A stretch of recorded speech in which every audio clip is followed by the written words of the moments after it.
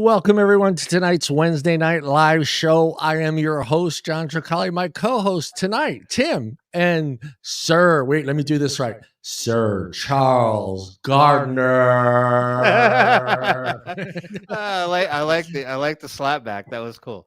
I had to add that. I had to add it. Before it very regal. Yeah, it did it sound real? I'm hoping it sounded regal. Regal. It makes it sound like you're a king in the castle announcing it to everybody. I was going to do servant. I'm a slave. I have to feed the dog. He's the court jester right now. Well, what was it? The back in the day, it was the there was the kings, but what were the people that lived in the town? I know they had names for them, like common folk or whatever what they call them. You know what I'm talking about? Peasants. Yeah. I knew Tim would know the right word to use there. Yeah. Oh man. Yeah, let me get back to my notes. Before we get started, I want to bring up a call to action from our good friend, Mr. Nick Orlando, SB 1006, 2024 nicotine products. February 5th, 2024, 2:30 p.m. at Florida Senate. Get in touch with Nick or the FSFA if you can attend. I'm going to put the link to that bill and to the smoke-free. The smoke-free. I always get that one. Florida Smoke-Free Association. I always get that one always screwed up. But yeah, I will put the links to the bill. And you can find Nick on Twitter and also Florida's Smoke-Free Association link there as well. But they need our help. And if you're going to be in the Florida area and you can attend this meeting and help them out, do so. And also do the call of action. I will put that in the chat right now before I forget. And I know I will forget. I know it. So let me paste that in there. And put that right there. Get a hold of Nick if you can get out there. As you can see, no Allison and no Phillip today, but we have the great one, Sir Charles Gardner, is joining us tonight, and he's going to help us break down a few things. Tim, of course, has got news and advocacy as always. And Tim, I will do another tell me something good story. I will find one while we're doing our hellos to see if I can find a feel good story. Got to have a feel good story today, especially today. We never got a submission. Allison put one there, but I always like to look around for something different. I don't have that that soft heart for some of those stories. I can't do them. Timmy, how's your week going, buddy? It's been mostly uneventful. It's basically just been conference call, eat something in like 5 minutes, conference call, pass out. That's basically just been sort of like the MO for the week. I'll admit, I don't have a problem with conference calls. The company I work for, all the jobs I do, I work in a remote capacity. So I certainly have to be, I have to embrace the idea of being on Zooms and WebExes and Teams calls and all that stuff. The only time that I actually start to kind of like the last nerve starts to fray is when all of the calls like run way over. It's like only supposed to be a 30-minute call and you're like into like an hour 15 and people are just blah, blah, blah, blah, blah. I'm like, man, look, we gotta stay on task here, man. I got places to go, people to see, things to do. I don't got time for all your But anyway, other than that, it's just been up and down, crazy, weird weather here in Georgia. Rain, cold, warm, sunny, rain, cold. So yeah, nothing fancy, cool, or interesting to really talk about. It's always everything you say is interesting there, Timmy. Always remember that. I suppose. I suppose. I teach people watching the show. I'll tell my silly stories. I tell my stories. And Mr. Sir Charles Gardner, how are you feeling, buddy? And how's your week going? He's adjusting. Yeah. I'm recovering from a cold. First one I've had in years. And I only did that just for proof. Yeah. And I'm house sitting. I'm in Michigan now and taking care of a sweet little dog, my sister's dog. So this is my sister's home. It's on a lake. It's very beautiful. There were guys out ice fishing just yesterday. I think the ice is getting a little too thin. I was getting ready to, go out there and save somebody's life. And but I can look out. I can see a couple of islands and houses across the way. Very, very calm, very peaceful, very quiet compared to Brooklyn. Yeah, I can imagine the peace and quiet is refreshing. Yeah. Yes, actually, very much. And everybody in chat, if you have a home remedy to help Sir Charles feel better, put it in the chat there. I told him hot tea, some Jack Daniels. Hell, Tim's got one. I have a question for Sir Charles because we've talked about this before. Actually, he has polled us before on this particular subject about vapors and whether or not they have seen differences or changes in their patterns of getting sick, and whether or not those periods of being sick lasted the same, were as extreme, or were shorter. And my experience has been every time that I have been unfortunately sick, they've been usually very quick and very rapid. How long or how severe has this cold been, Sir Charles? Bad. Was it COVID? The worst one I've had in 10 years. Yeah. And so it got me wondering if it was RSV, which tends to be a longer duration and more severe. So it just did not feel like a normal flu or cold. Yeah. But I will say I think it's just appalling that actually one of the first and most common health benefits that almost all of us experience when we quit smoking completely with a vape is that we have fewer and less severe colds. And that's true. I'm the exception right now, but the only study I'm aware of that really looked at that was by Peter Hayek back in 2016. And I've talked to him about that, and he said he was going to repeat it. And it was just self-reporting, as my social media surveys have been. But this is a very common, and it's super easy to survey people and just ask them how they're doing. Yeah.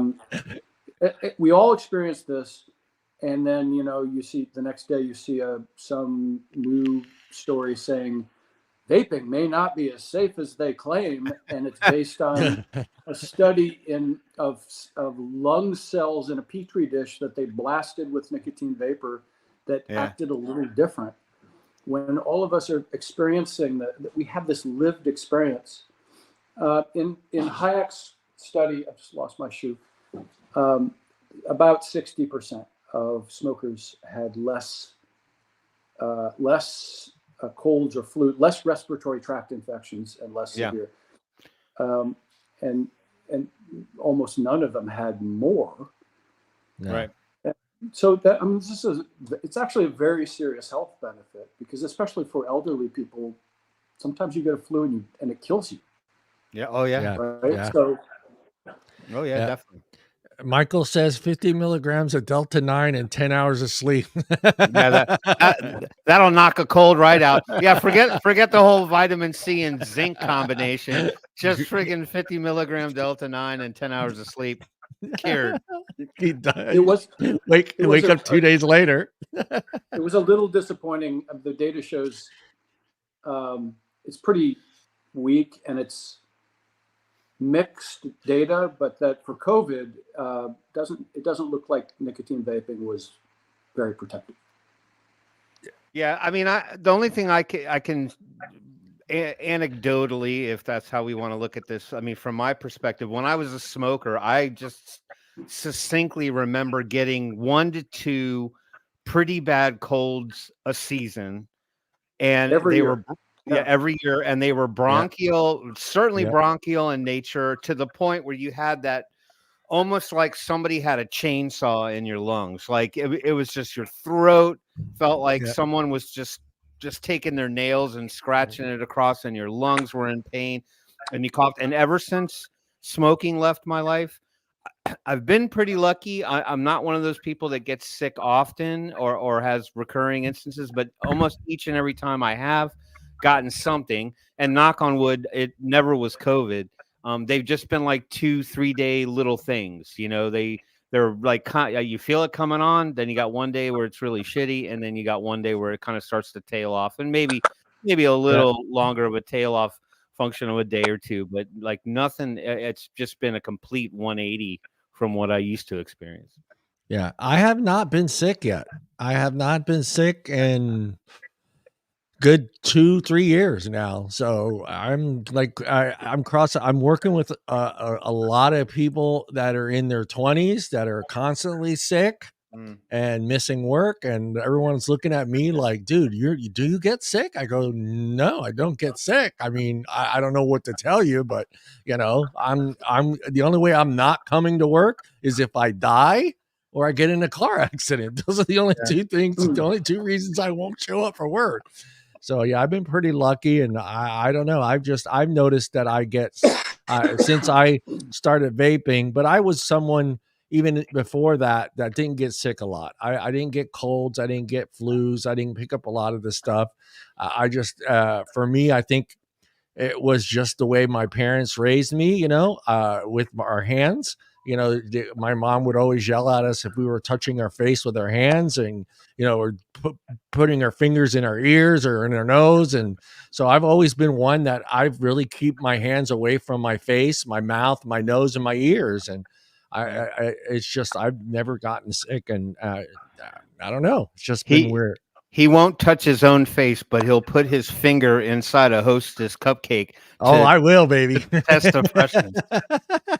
Something wrong with that order of events. The packaging is still there. I'm just squishing the Hostess cupcake. Exactly. Yeah, but you don't know, John. There could be a litany of people that like to lick the packaging. So you know, let's not. Tim, people. Yeah. Why don't you say hello to everybody out there in chat? One follow-up.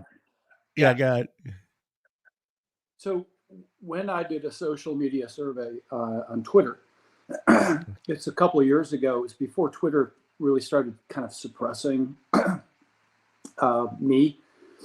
And I mean, I can't imagine any other explanation unless I just have gotten more boring lately. So I did a social media poll, and it had more than 1,000 responses, and 90% of people said that they had fewer or colds than when they smoked. And 23% said they thought that they, like you, John, had fewer colds than the non-smokers around them. Yeah. Like their families and the people they work with. Yeah. Timmy. That's it. Yeah, I'm done. Yeah. Okay. No. But... hold on. Let me get your music ready. You want ducks? You want the ducks? I don't give a shit at this point, John. Whatever. Let's go back with the ducks. Here you go. Yeah, baby. Chef. Love Jams with Tim Swift. Hey, everybody, and welcome to this week's edition of the Wednesday Night Live show, where we got some of the best guests in the house and the best friends and family in the chat every freaking week. Love these people to death. I'm so happy you come and spend every week with us. So let's say hello to the Peanut Gallery. And I almost could have had a rhyme there. I almost had a chance. And I promise today I'm going to scroll slower so I don't miss anybody. I try to keep it short and sweet, but I'm going to go slower today. So right out of the gate, Mallory Gates, great to see you. Wonderful to see you here on the show as always. How are you, Mallory? And then let's go down the list because I know I chatted there with her back and forth a little bit. Hey, everybody, just wanted to let you know Jason Vapes is here, Jason? And now we can party. I was thinking, are we going to party tonight? Are we actually going to really party tonight? Well, we got some Delta 9, Tim. We got some Delta 9. No shot in hell. And then Jason Vapes kicks in the door, and it's like the saloon doors. They swing open. Time to party. Jason Vapes, always great to see you, brother. Welcome to the show. All right, going down the list, we got James R., the pirate, out there constantly battling the litany of misinformation and blather that we get on X on a daily basis. It's almost exhausting. Yeah. And we could talk about that lame picture of Mark Butler standing in front of his collection of vapes. I made a comment to the point, and I said, it would have been far more impressive had that been like fentanyl and opioids. But to me, it looks like you're standing in front of a seizure of pillowcases because you didn't like the thread count, you big loser. Anyway, going down the list, we got Addy Tooney in the house. Addy Tooney, the GIF king, was in the house. He kept it very, very subtle at first, but he always just lays on the emojis. I said GIF. I meant emoji. I don't know. I'm 55. I don't understand technology. I'm lost in this world as it is anyway. His job is technology. But before you know it, I'm going to be calling all of you to help me operate my VCR. Hey, Tim, mine still says 12 o'clock. That tells you a lot. 12 o'clock. I'm just wondering exactly how many people still have VCRs hooked up to their audio entertainment system. Anyhow, let's move along a little bit. We got Michael Redfern in the house. Mr. Michael Redfern, great to see you, sir. Love that name. I know I always say it. It always brings back sweet memories. I know you're not in Australia, but it brings back memories of Redfern in Australia, which was down the street from another pretty cool town that was kind of like a cool place where all the musicians and metalheads hung out. And then it got kind of like boring and blasé because like everybody thought it was a trendy place to go. So now that town sucks, but it wasn't Redfern. I just remember the subway saying Redfern on it. Who else we got in here? We got Peggy at E-Sig Stores in the house. Great to see you, Peggy. Welcome to the show. I'm going slow. I don't want to miss anybody. We got Don, the Sirocco Ayako in the house. Great to see you, Don. How you been, brother? Welcome to the show. And we have somebody we haven't seen in a while. We got Bud Southfeather in the house. Good to see you there, Bud. How you doing, brother? Good, great to see you. Always happy to have you here on the show. Going slow. There's a Facebook user. John, can you tell me who the Facebook user is? They said hello. Oh, everyone. I will find out for you. Okay, thank you. We will come back to Facebook user. I know that link. We always tell everybody, click on the link so we can see your name, but half the time the shit don't work anyway. So it's okay. You're forgiven. Who else we got? We got Elena Taradane in the house. Great to see you.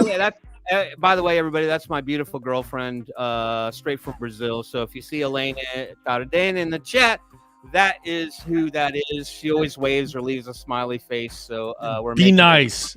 Be nice for you. Yeah. Go back. Yeah. Put them up. Yeah. No, everybody's been wonderful and always says hello back in the most kind way. Who else we got in here? Who else? Dan Marlin in the chat. Hold. That's because you're at the bottom of the chat. I'm at the top of the chat. No. Facebook user. Oh, Dan Marlin, like the fish Marlin? Yep, like the fish Marlin. All right on. Great to see you, Dan Marlin. How are you? And welcome to the show. It's the first time I heard that name. So first time viewer, I'm not sure. Maybe you were hiding in the background all the other times, but we're glad to see you chime in. Great to see you. Who else we got in here? Hold on. I'm going slow. I think that's it. I think All right, that's say hello to Birdman on Instagram. Birdman, anyone that's not following, great channel on Instagram. Does a lot of mech stuff, so head on and check him out. And there's quite a few names. And you know what, Tim? I can't do the names. I can't do the names. well. See, the thing is, I can't see him, so You can't see it. I would just say welcome to the Instagram family. Welcome to the show, and thanks for hanging out with us. And hopefully one day they'll get you into the collective chat, and then I'll be able to Ruthless is joining. Send the shout outs to you, but you know. Ruthless E-Liquid is joining us. Ruthless. Yes, Ruthless. I still got some Ruthless right here, right on the I show. do too. I just ordered some Ruthless. It's getting harder though, guys. I know. Everything's getting tougher. Everything's getting tougher. Well, we want to talk a little bit about 2024's version of the Mafia, the FDA tobacco. You can turn off the music, John. Oh, the music's still playing. Hold on. I like that. You might lull everybody to sleep, or they might head out for a drink. You know, all the single folks. Yeah. This is Love Jams with Tim Swift. Well, actually, yeah, here you go. This is Love Jams with Tim Swift. I like it. Maybe hey, how about next week we do the shout outs with I can't have that on my voice. Can you make it can you put it on anybody's voice on? I'll try. Okay. I'll try. FDA has charged 21 small retail stores with selling unauthorized disposable vapes. That's the first sentence right there. I hope they realize that it's retail stores. There's no mention anywhere in Jim's article or any other article that I could find that these were actual vape shops. So that's what I want to start out with. And I want to ask you two guys, is this an eye opener for them, or does this make a difference that these are small retail stores, basically your mom and pop gas stations, quick stops, stuff like that? Tim? Well, what I fear is that the idea of the source or storefront locations that do sell vapes, I feel like just like the term vaping has become oddly obscured and conflated with other forms of vaping, I feel like for the people who are on the sideline, who subscribe to more government intervention and nanny state policy, to them a vape shop and a convenience store and a CBD shop, all that is just one and the same to them. So they'll probably, anybody who is not for us and is against us would probably see that as a win. However, on the flip side of that coin, I would say, while this is an unfortunate thing anyway, I think convenience stores, 5 and dimes, cash and carries, those types of locations are probably more prone to sell to underage people or get caught selling to underage people just because of the nature of those particular types of shops.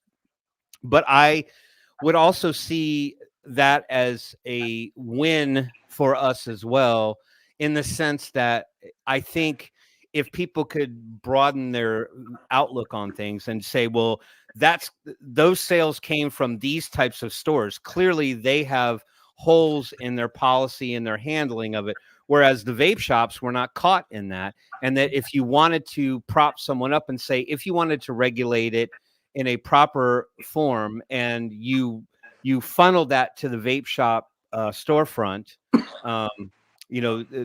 what we know today, I would say it's far more foolproof, just because vapors follow the rules. We follow the law. We're not trying to fuck up. Yeah. Your thoughts, Sir Charles? I shared a BBC NewsHour piece that aired on National Public Radio in the United States with a brief interview with Sharon Cox.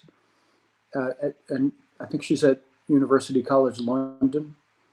And a lot of people have complimented her. She did a great job.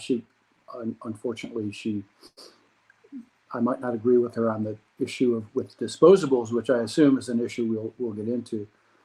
But Sharon was saying things on American radio that I'm sure was heard by millions of people that I've never heard said just so calmly and elegantly and with such great, such a great, like, it's clearly this is an informed person. Plus, every American thinks that somebody who speaks with a British accent is a lot smarter than they are.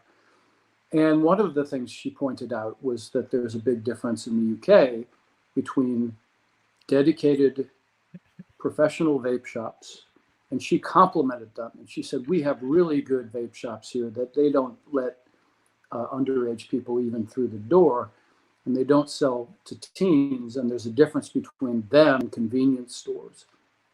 And I can tell you this from personal experience. The last time I was in London, I walked into what was literally a candy store that was also selling cheap disposables. And my jaw dropped. And anybody from Parents Against Vape, their heads would have exploded. So it's rare that we see anyone distinguish between a real and honest to God vape shop and the mom and pop convenience store, the gas station, which is where a lot of people are buying their vapes now.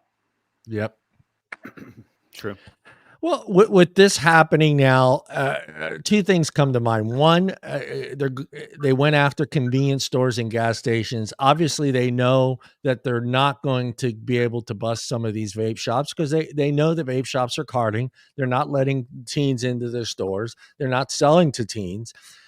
Does this get one of the strongest lobbyists in Washington, D.C. involved, and that's convenience store lobbyists? Does this get them involved some way? Because we're talking serious fines here. They're up in the $20,000 range.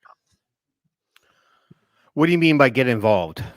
Well, push more, be more involved on our side of it as far as the vape shops. It's one of the things we didn't have them on our side is the convenience store lobbyists, which we all know is a huge industry. It's a huge industry. It's a huge, they're a huge lobbyist group, and they have an ear in Washington.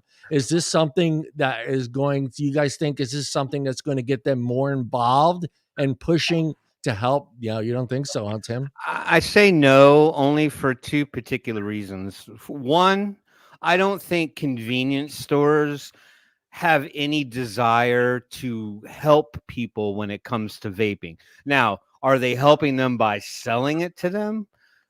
Sure. Okay. At the low end of the rungs of the ladder. Yeah. I mean, if people have access to vapes at convenience stores, because let's be realistic. I mean, not every town has a vape shop, but they do have convenience stores. So if they need a place to go get that stuff, I certainly think there's benefit there. But I would say no, in the sense that if we really want to look at vaping in a microcosm, and we say, well, it's a tobacco harm reduction tool. It's intended to get you off of cigarettes. You can strategically plan to get on to vaping and then potentially slowly wean yourself off of vaping to the point where you quit.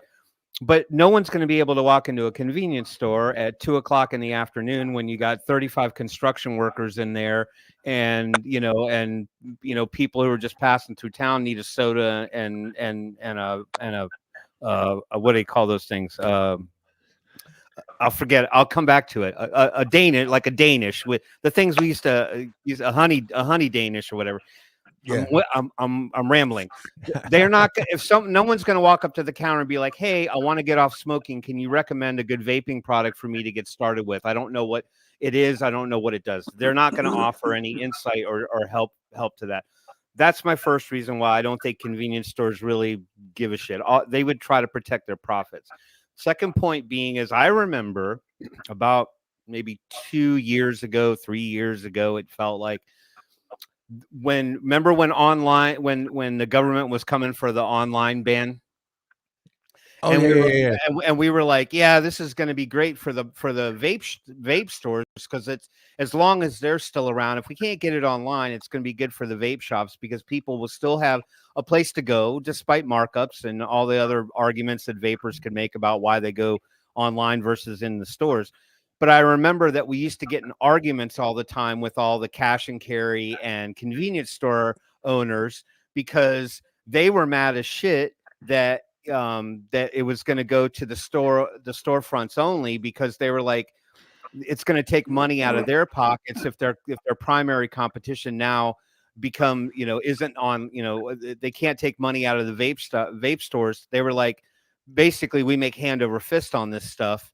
So, we certainly, because we were arguing to take the vaping out of the convenience stores and move it to vape shops and online. So they were more or less argumentative, because you could tell their argument was more aimed at profitability. The markups that they could set on them, they wanted to maintain that they could still sell these products. So if it's about their profits, sure, they might get involved, but I don't think it's an honest involvement. What do you think, Charles?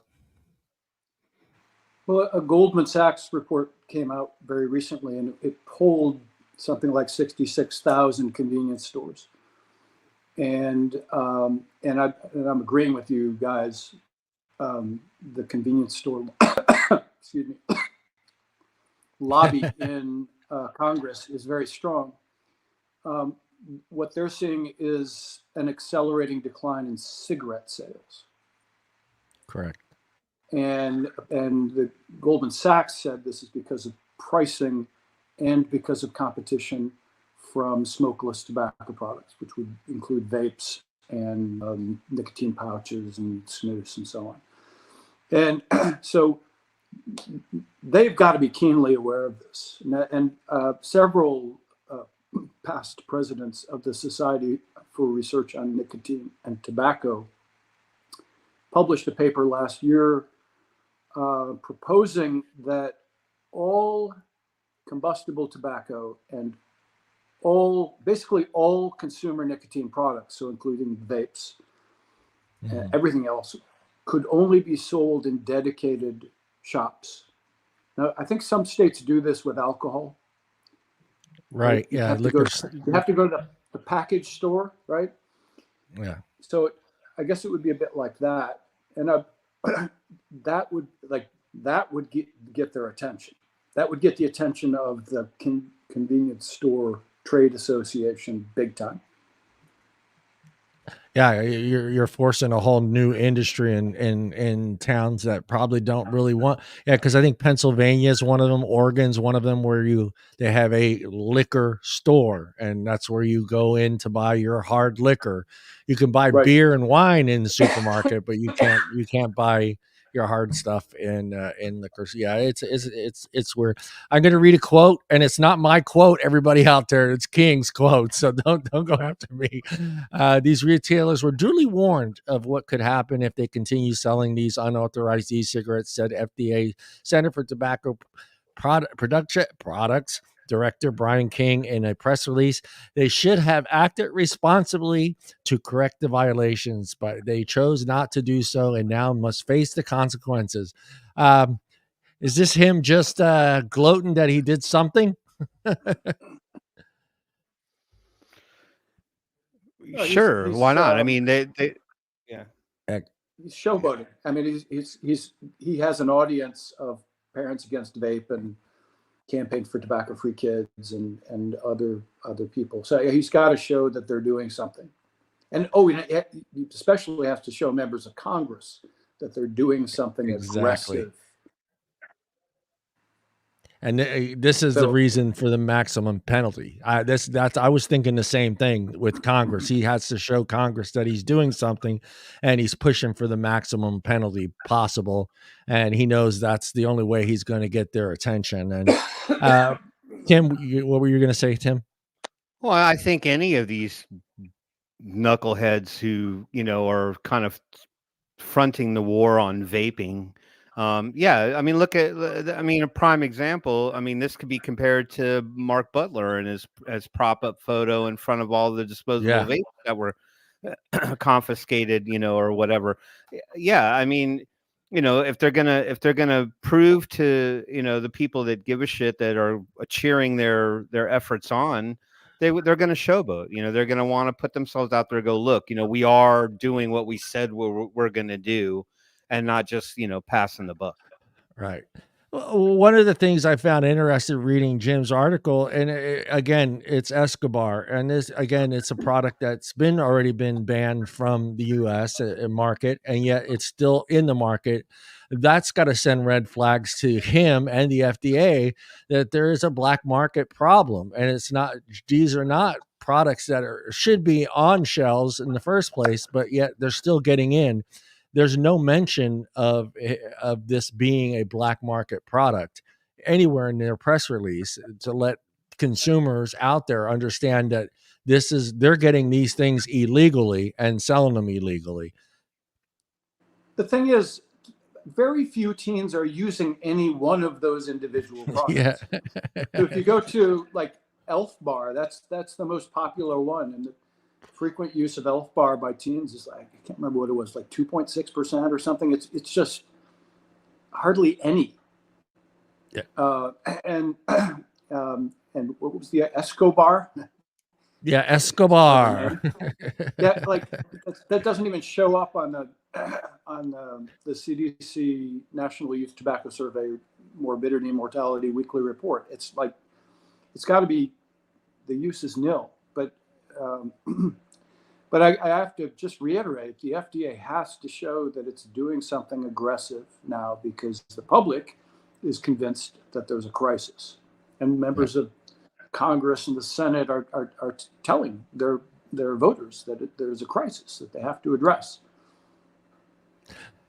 Do you think people, obviously it's a stupid question, but do you think people understand how low of sales in the market Escobar is, and basically picking someone, not one of the big names, but just picking this brand here to go after? No, hell no, they don't. And because if all you read are the screaming headlines, which is what most people do, yeah, they have to have a very strong impression that most vapors are teens, and that it's still epidemic, right? So nobody's come out and officially corrected that, not loudly enough, anyway. Yeah. So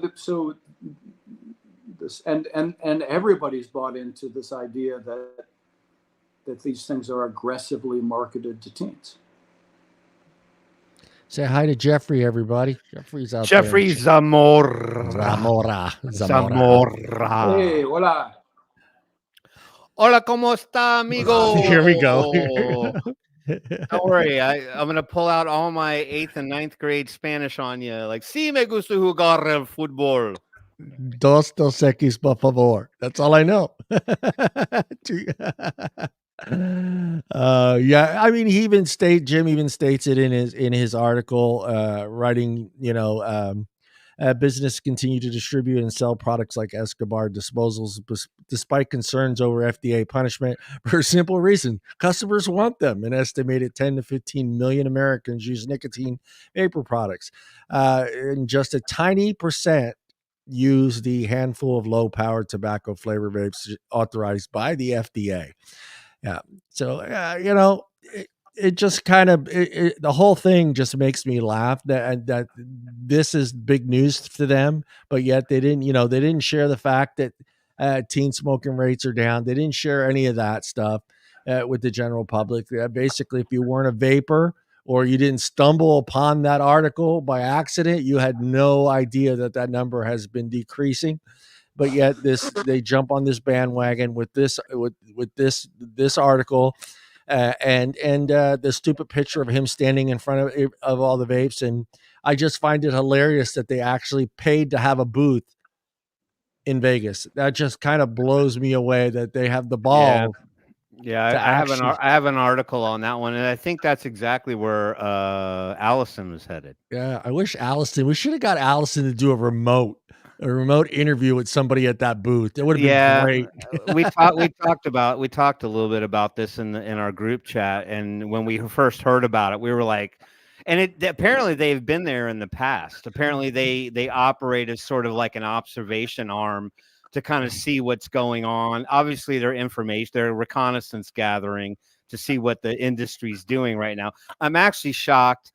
Maybe I should say I'm not shocked. I don't know what the mental thinking on that one is like, why would you allow them to be there? But on the flip side of that coin, I'm like, if I was sitting at my desk at the FDA, just kind of doing my, disapproval work, denial, with the big red stamp, and they came up and they went, "Hey Tim, we got an offsite assignment for you. We need you to go to this vape expo and basically set up a table and just kind of hang out." I'd be like, I'll pass on that gig, because I don't want to sit there all day long and have to deal with the heckling and the glaring and just I'm curious to see what Allison will come back on with a report on that, to find out if she was privy to anything that was stated to that table. You're spot on. If I worked at the FDA, that would be the last fucking place I want to be for 8 hours, dude. There is no way I'm going to be in a booth, in an anti-vaping booth at a vaping convention, dude. There's absolutely no way. Yep. I mean, I don't know. I don't know how to quantify that one. It just seems so counterintuitive. I mean, because obviously the people that they're going to send are not going to be anybody who's going to have any influence at the FDA or are going to return. I mean, unless they come back, tarred or feathered and put in the stockade for the entire period that they're there. I hope that they get a good bunch of lip service from people. I hope that they understand that that they're not wanted there. I hope that they hear that from people. James R, you just put that in. Yeah, you put that image in my mind of Allison just walking around with a margarita and a cigar, just talking to smoozing with the politicians. Well, let me ask you, Charles, do you think they walk around and talk to some of the vendors? I would hope so. I all of these things are potential learning opportunities, right? And people from our side of the fence are not allowed in their meetings. Yeah. So I think it's a very positive thing that harm reduction deniers are welcome at a vaping convention, if that's what this is. And again, this hold on, this convention, also keep in mind, this is not general public, so these are actual manufacturers and distributors, I think, correct? That's all that is attending this. So here, let me share this real quick, and then maybe we can kind of talk about the article just a little bit. Hold on one second. I just got a pop up. All right, let me present. Let me share screen. Let me click 14 buttons just to do one thing. Two firsts. Share. Okay, so I'm gonna make this bigger so people can see. I want you to see. That's what she said. Yeah, I want. Yeah, magnifying glass. I wanted to show you where they're positioned in terms of the Vape Expo.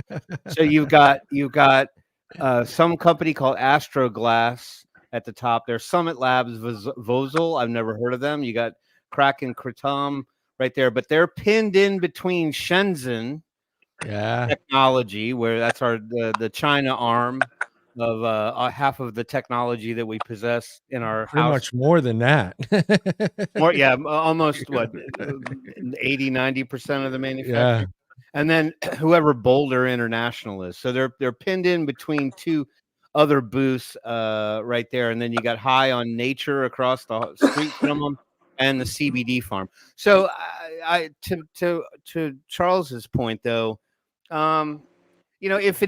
if their mission there is as an observational arm, this article kind of addresses like what they've done in the past there. But I also do hope that that if there's anyone there representing the FDA with an objective trajectory on what their intentions are while they're there, I certainly don't think they're going to be talking about, hey, get off of vaping. I don't think it's going to be one of those kind of booths. Anti-vaping stickers, handing out anti-vaping. I hope that, an objective person working for the FDA who is there on site does take in a lot of the sights and sounds and information available to them and get some presentations from an honest point of view that, you know, this is not a marketing event that's designed, like, we're not powwowing to figure out how we can sell all this crap to kids. Yeah. This is a vendor conglomerate that's looking to, you know, present their products and help adults who are clearly on a journey to quit smoking. And these are the tools that are available. So good point, Jeffrey, because I would hope that some of these distributors and manufacturers that are out there take the time to maybe walk over there and have not a heated debate and no name calling, but just try to get a little 2 cents in there. You know what I mean? And do it in a nice, kind way, and just get your opinion out. I don't know if it will make a difference, but I just being able to, I think as a manufacturer or a distributor, that would make me feel a little bit better that I'm actually sharing my point of view with someone from the FDA, whether it's just a crony from the office that, you know, picked the shortest straw, ended up being at this convention. But I still feel like as a manufacturer or distributor, at least I can get my 2 cents out. Yeah. Yep. What were you going to say? Oh, he jumped out there. He's coming back in. Sorry, we got connectivity issues in Michigan. He coughed his way out. Go ahead, Charles. Yeah. Their purpose in being there is to answer questions about the authorization process. So they would certainly have chosen someone who at least is pretty knowledgeable about that, and then they're going to have a lot of brochures about how to do it. That's going to be a mid-level person. Timmy, say hi to Rifleman. Rifleman in the house. Good to see you, Mr. Rifleman. How are you, brother? And Curtis Clemens is in the house. Our brother Curtis Clemens. Good to see he's here for a little bit. Curtis is a busy man. He's always got places to go. He's busy. Hopefully he'll hang around for just a little bit. Yeah, so I mean, the article just states and this is today, January 31st, the Total Product Expo tobacco exhibition will kick off in Las Vegas. According to data from 2First, the number of companies related to vaping participating in this exhibition exceeds 200. And then from the list of exhibitors, 2First also noticed that the FDA Center for Tobacco Products, the direct regulatory agency for e-cigarettes in the U.S., will also participate. According to past experiences, now this is what I read. According to past experiences, regulatory authorities from countries such as Italy, Germany, and Indonesia have participated in e-cigarette exhibitions. These regulatory bodies generally adopt 2 types of participation. One way is similar to how the FDA participated in TPE 24 by setting up exhibition booths to closely observe market trends and conduct regulatory publicity activities, which Charles was talking about. Another way is without having an exhibition booth, but they would enter the exhibition to conduct inspections. In such cases, on-site law enforcement is usually carried out to crack down on illegal e-cigarettes and related products. I would hope that the organizers of these conventions would be keen to be up on that, to be monitoring for that, or not allowing vendors to come in that are peddling stuff that's not following the current process. So I'm sure the eyeballs there are serving multiple purposes, but that clandestine shit's kind of uncool. Currently, it is unclear what the specific purpose of the FDA's participation in the exhibition is. However, 2First will closely monitor the event and promptly report relevant information to our readers. So I would love to be able to come back to this particular publication and see exactly what they gathered based on their own observations. What's this? Well, just the 2First will be hosting a deep sharing session on the TP exhibition and U.S. market on February 6th. During this event, the global executive editor-in-chief of 2First,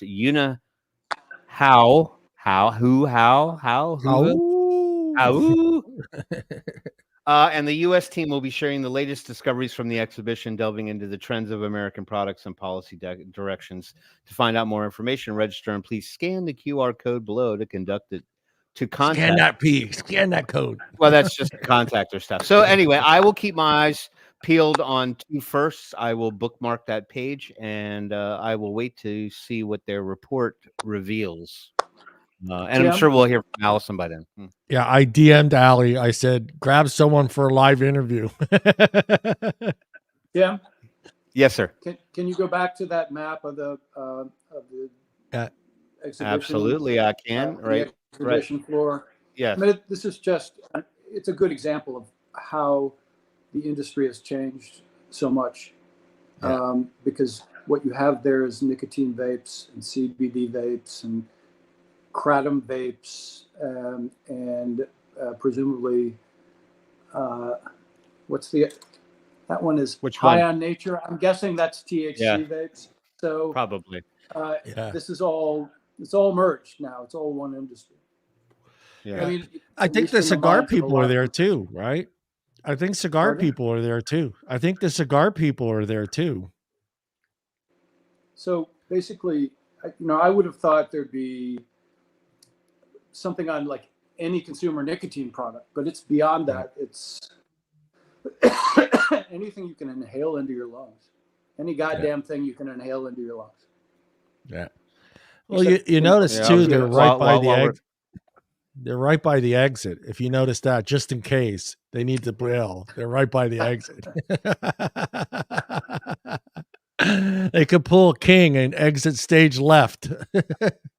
No, I do hope that some of these vendors and distributors take a moment to go over there and just talk. No yelling, no screaming, no name calling, just talk. And like I said, I don't know how much the people that are in that booth right now currently for the FDA have any knowledge of what's going on. I hope they at least send some people there that can answer some questions, and at least that, Yep.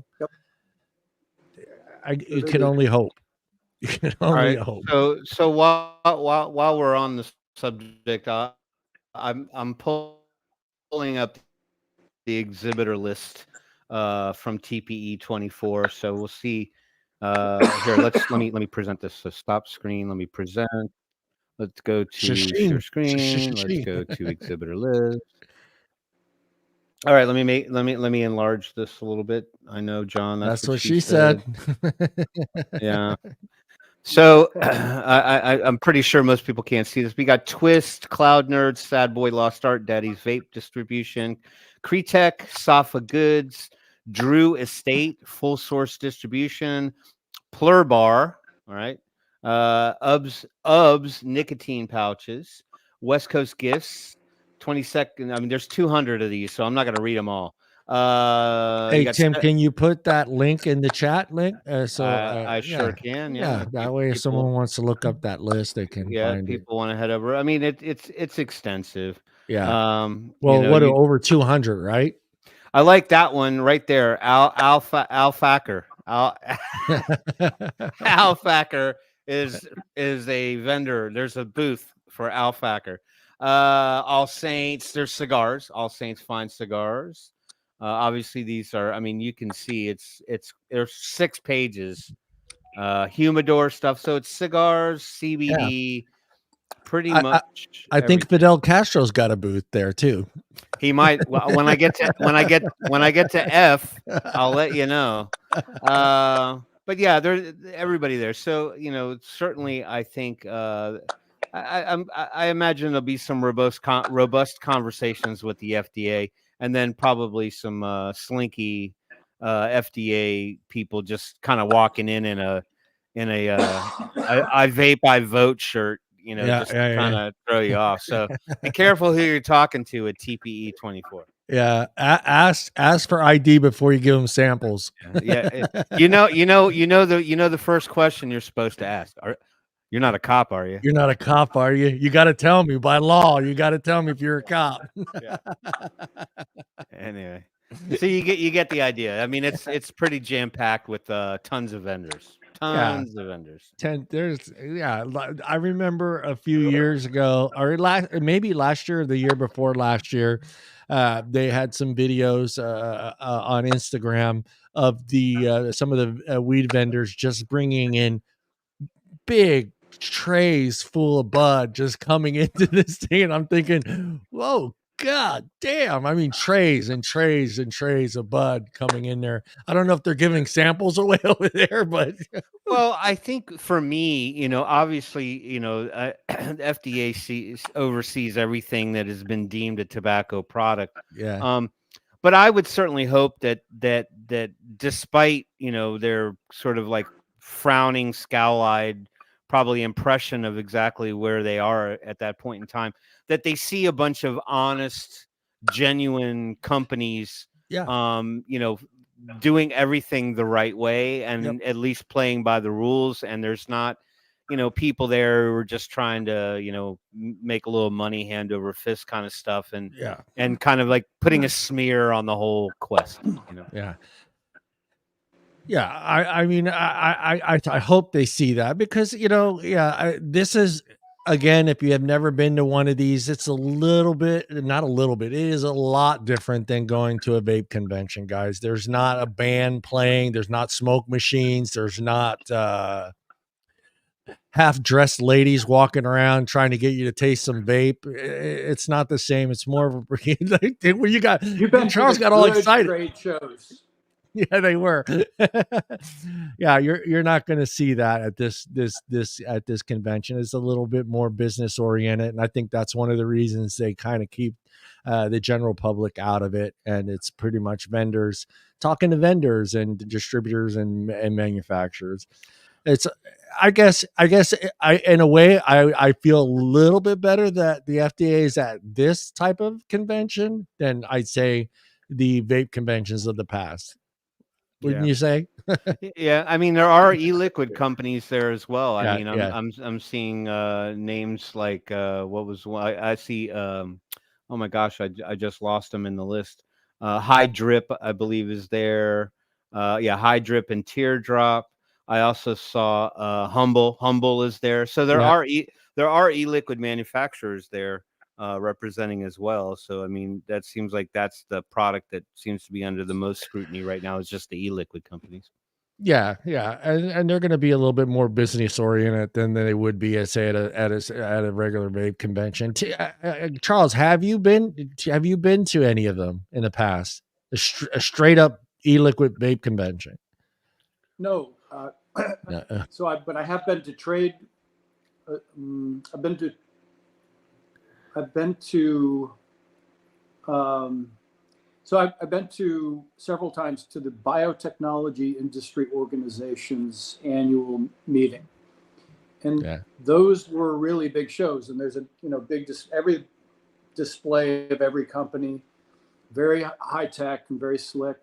And in the evenings, free bars and everybody dancing and lots of live music and they're pretty crazy. That's the mental image I have of a trade show. Yeah. The last one I attended was a few years back and it was in LA. And I thought for sure they were going to kind of clean it up a little bit and make it more of, the importance of e-liquid and fighting the bans but it was still the same thing, shooting Instagram commercials with vape models down the middle of the aisle, shooting smoke machines. There wasn't live music like before. And where you'd have live music on one end, and then you had poor Phil Pizzardo trying to promote advocacy on the other side of it's fine. On the other side of it, and like 8 people sitting there listening to Phil, and 150,000 people over trying to get a free drip tip from Dot Mod. Wait, sidebar, Curtis, I did acknowledge you. If you're looking for, you're coming back for seconds, that's perfectly fine. I mean, I got enough to go around, but I did it. Maybe you just weren't paying attention because you were talking to everybody else in the chat when I brought up your name. All right, here, we'll do it this way for him. Hold on, let me find it. Okay, go ahead. Ready? All right, hold on. Yeah. Hold on. Welcome to the show, Curtis.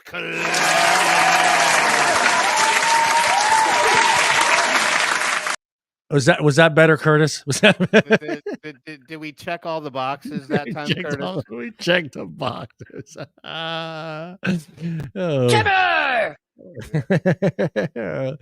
Yeah, no, I mean, the shows have gotten somewhat better. I mean, the last one, I haven't been to one in a couple years, but they were a lot better than I remember the first one I went to, which was, strictly at that time, it was all vape. There was a lot of e-liquid, very little hardware. That changed a little bit to where the hardware started showing up a little bit more in e-liquid. And then eventually they had a complete section with nothing but hardware, which I loved, being able to, go to the vape convention and actually have, 10, 15 booths with just hardware, Well, and it was not.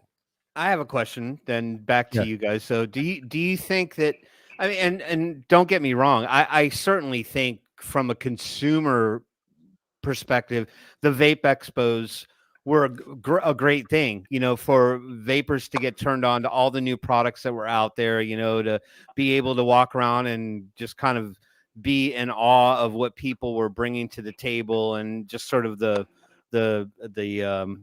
growth that the industry had. But do you think that now's the right time to, I mean, and granted, I'm sure they probably don't have that, the vape expos probably aren't as conceivable as they were before, but I feel like it needs to get kind of trend back towards business and marketing, and so that the people who are kind of our nemesis here aren't viewing the industry as just this sort of like Wild West, like just make whatever you want, like put 35 IMR batteries in a DeWalt box and turn it into a vape device.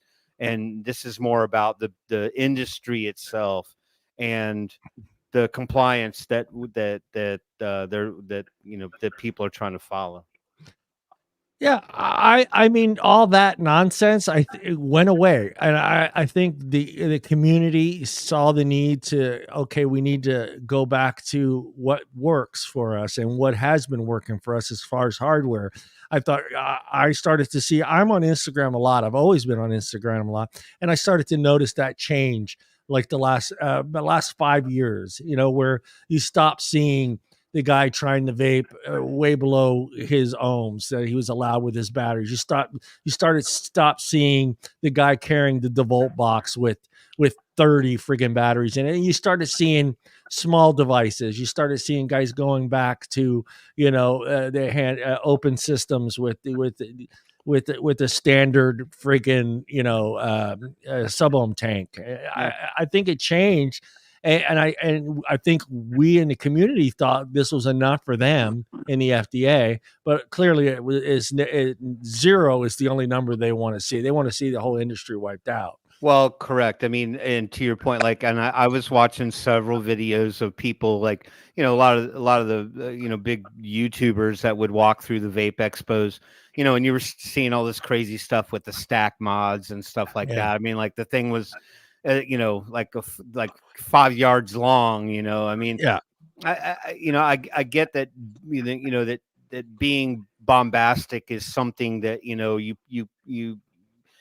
I don't find any fault in it. I think anytime people want to modify and try or do different things, but I just don't know if that's the image that that paints a decent picture. But if you bring it back to this sort of like vendor kind of thing, I think that, if the FDA, if they're taking notes, they would see that, it's not that this type of presentation is not built that way. Yeah. So everyone I know who goes to these kind of trade shows in Germany or Dubai or where don't worry about wherever. it. That's right. I know how that feels, man. I know how that feels. What they're telling me is that they just see more and more and more disposables. Go Petter. I got 2 of them. They do it all damn day long. Well, let me ask you this, Tim. If it in the beginning, if it wasn't the, I'm going to go way back, okay? Because when Blue came out, their marketing was pretty adult-like. I mean, there was no it didn't seem like they were trying to sell a product to kids. It was it clearly had adults in the video, clearly had people wearing suits, clearly had parents. Yeah, they showed that image. Do you think if it hadn't have gone to that wild west where everybody was just making e-liquid at home and was selling it on Facebook, selling it on Instagram, all this mech mod stuff, do you think if it would have been more curved around the business oriented guy, the family guy, you think it'd be a different situation today? I do think there's some merit to that. I think, that's not to say that, you have to make all the devices sort of like humdrum and just, Right. somewhat, unattractive and stuff like that. I certainly think that, the market deserved to have some development and growth and innovation to the point where you're bringing more interesting products to the table. Clearly there was a breaking point that kind of turned the tide. I mean, if if you consider the point at which competition, I honestly, I don't think any of us thought back when Blue showed up on the market or any of the other stuff that was around, the first early Sigalikes and stuff like that. I don't think anybody even thought in their wildest dreams that we would be at this point now. But certainly there was a breaking point where I think the competition got overzealous. The I wouldn't call it complicity, but I would say the comfort level was there that we could just the companies could keep getting a little bit more sensational, eye grabbing kind of stuff. Competition came in. Yeah, because to me it seemed like the real turning point was I remember seeing I'm sure you can probably still find this video somewhere, where there was a bunch of people at a bar, and it was like a POV video, and the guy was walking around with his camera and his hand out, and he was tricking his friends with a USB dongle in his hand, like the ones you see that are about 2.5 inches long, and he's walking around to all of his drunk friends at the bar and handing it to them, and they all thought it was a vape. And I had no idea that vapes had even morphed into that level. I mean, clearly, if they were tricked into taking a drag off of a USB dongle, clearly there were devices in the market. And I think that was an eye opener for me. I'm like, holy crap, we're at that point now where they're like making them so small and stealthy. And this is exactly the kind of thing. And I believe that might have been a breaking point at which things started to get noticed a little bit more. So I think had we not been given the leeway along the way to kind of morph into that maybe we wouldn't be under as much scrutiny as we are now. I don't know. That's just an opinion. What are your thoughts, Charles? Well, where's the camera? Everybody knows this thing. Oh yeah. Yes, we do. So this came along they had their like profoundly stupid and naive launch campaign at the end of 2015.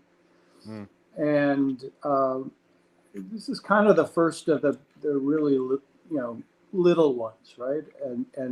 But still pod based. And lazy people like me still use it. But and whenever anybody wants evidence that vape companies target teens, they always go back to those images from that stupid launch campaign at the end of 2015. When they went little like that,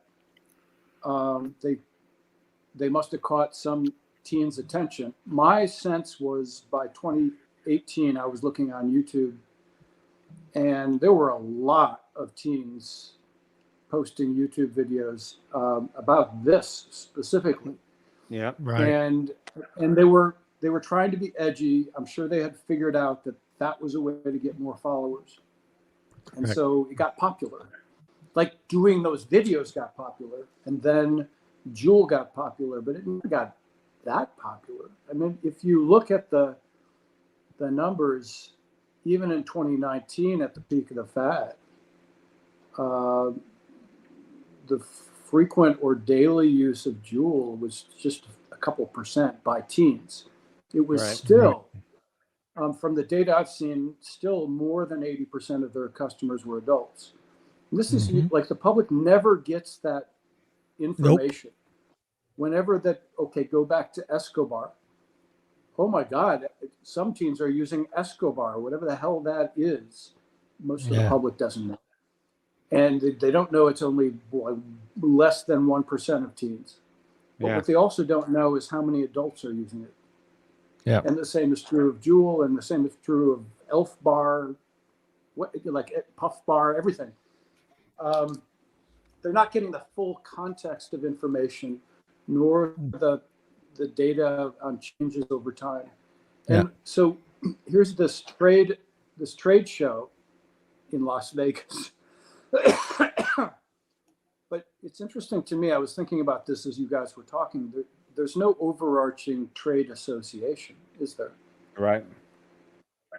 No. That covers everybody, that covers premium cigars, the guys making humidors, the hookahs, the new electric hookahs versus the charcoal hookahs. That there's no, I mean, there really is an opportunity if somebody can figure out how to create a trade association for all consumer nicotine products. But these days, it's going to be bigger than that. It's going to be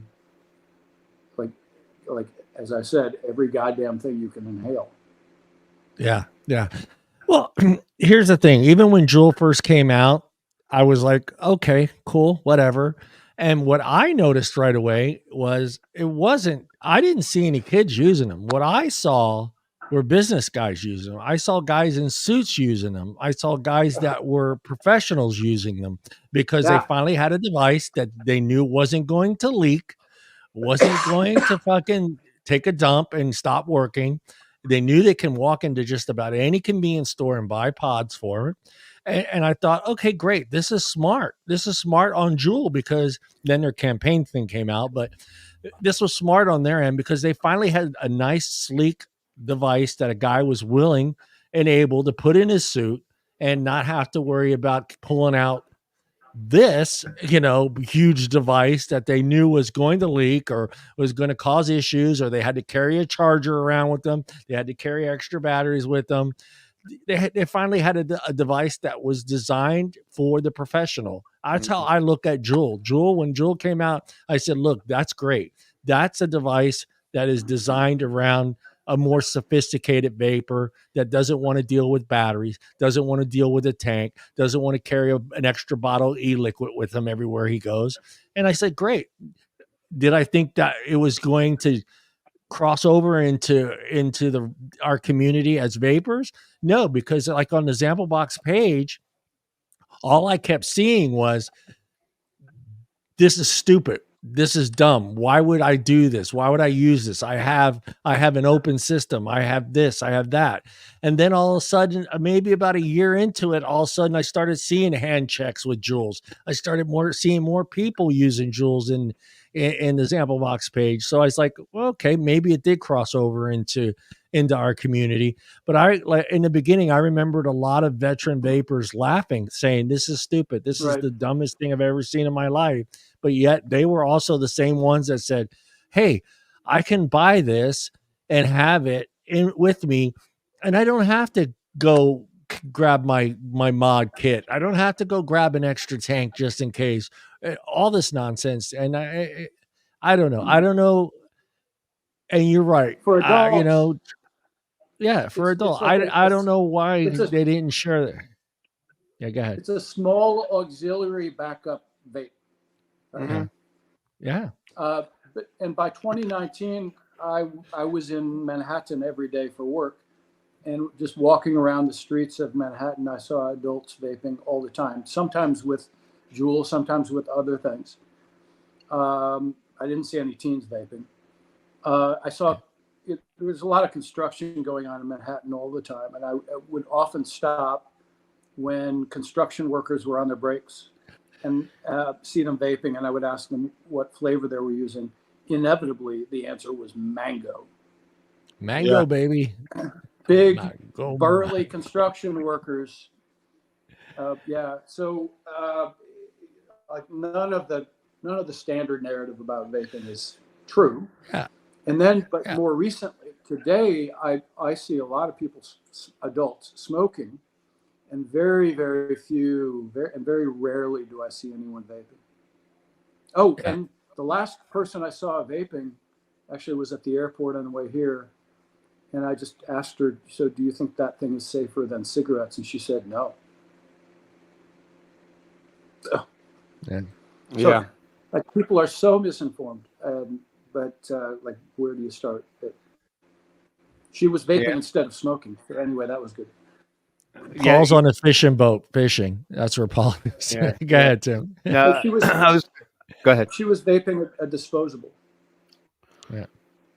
And odds are she had that just because it was more convenient to travel with, even though her opinion was it wasn't safer than smoking.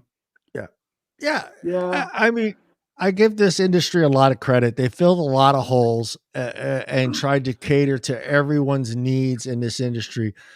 People in the beginning were complaining they needed a heavier duty mod because they worked on construction sites. They were in cars and trucks and stuff. What did they do? They came out with a mod that you could put in, you can drop from a 3-story building and it would still work. They came up with tanks that you could drop in your pool and it would still work. I mean, they filled the need, and that's what I thought Juul did in the beginning. I thought Juul filled the need for that professional, that business guy, that guy that's in a suit, that guy that doesn't want to carry that device around all day. And I figured, okay, that's great. Did I think they were going to become 73% of the market? Fuck no, nobody saw that coming. Did you guys think they were going to take over the market? They were never that big.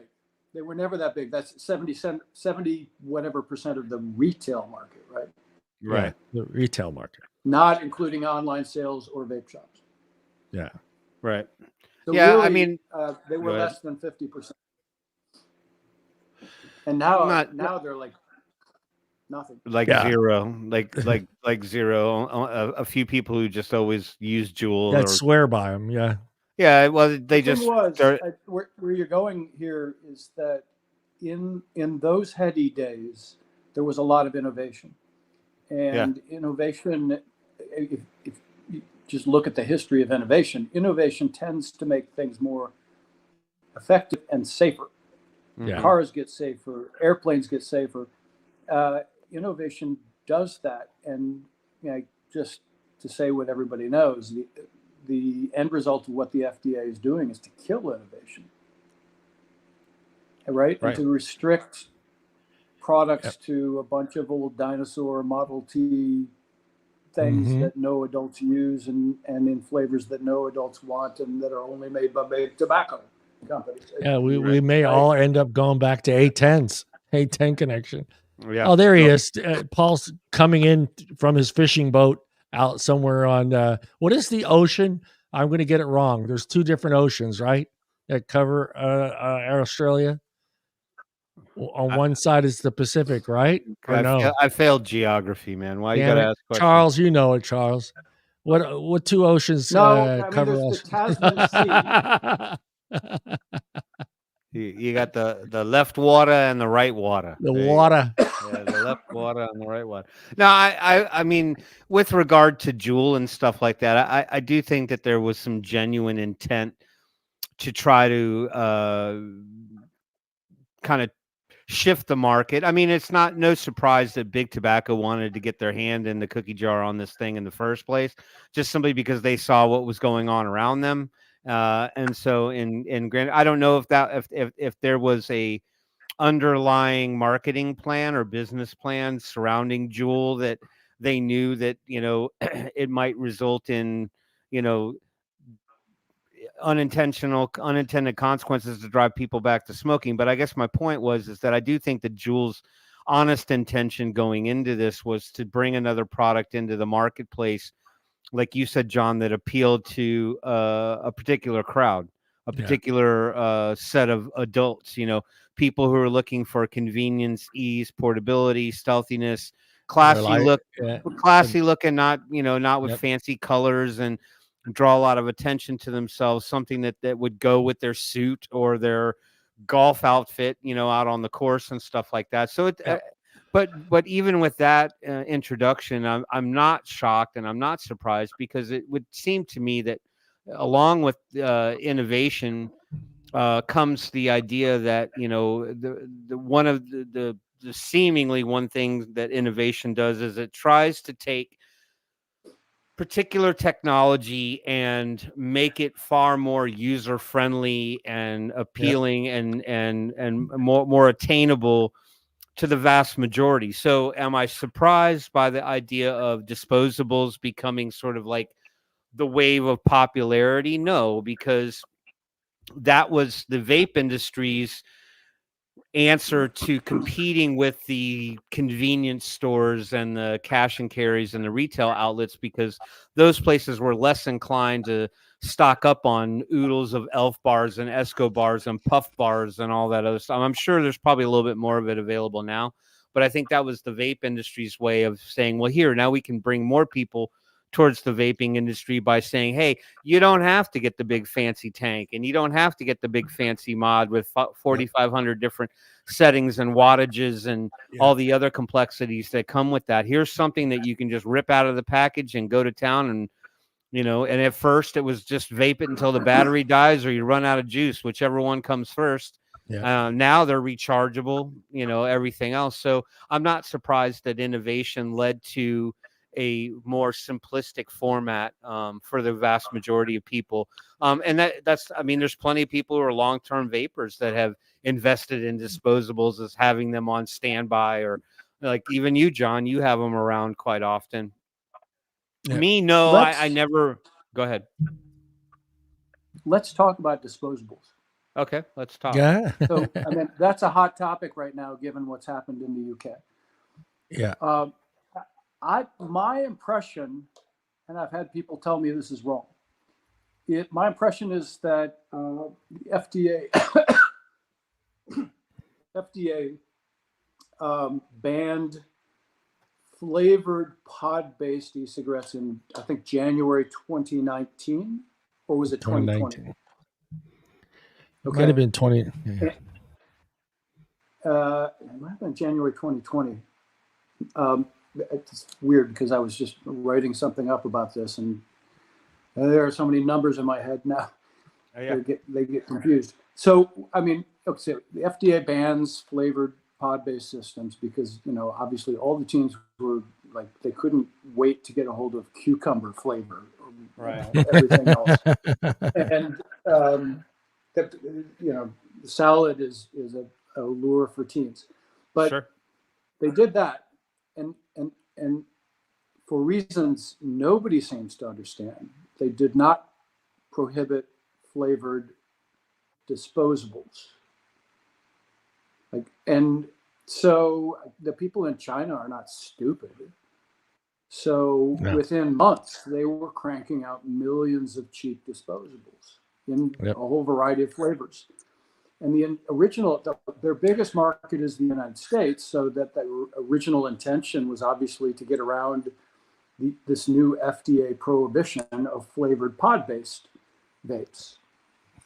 And so they start cranking this stuff out, and they realize, oh, we can churn these out by the million. It's like printing money. So then they flood the whole world market with these disposables. This is my logic of what happened. Does that sound like a reasonable interpretation to you? Because, you know, the shitstorm that's hit the UK over disposables. Yeah. I blame it on the FDA. That's my point. Yeah. I was gonna say blame it on the Yeah. I mean, I don't know. I think the whole idea around disposables, you know, I mean, being that the FDA's put so much focus on it, they've really sort of like made that the bastion of the problem with vaping in general, just because they're so widely available and so easy to get their hands on. So I mean, I certainly think it's like it's like the old adage. It's the same thing that applies when it comes to like kids and vaping. And I commented on this online the other day too. You know, I forget what post it was on, but I mean, I just feel like if they would just shut up about it and stop bringing so much focus to it and making it that forbidden fruit, then there might not be as much attention on those things than there currently is. And I think the more you bring the focus to it, the more desirable you make that product for people that you don't want to have that product. Because they know they can't have it, and they know that now people have turned it into a taboo, or they've turned it into this thing that you're not supposed to have. And it's just like putting an R rating on a CD or music, you know, the PMRC. It's like you just made everybody who probably wouldn't have given half a damn about that. Now you just made it more. You've made it more desirable because they want to know what it's all about. They want to know what this thing is that's so scary that, you know, they got to satisfy their own curiosity. And yeah, 100%, Tim. I agree with you. I think also it was a smart move on their part because it took away that impulse buyer.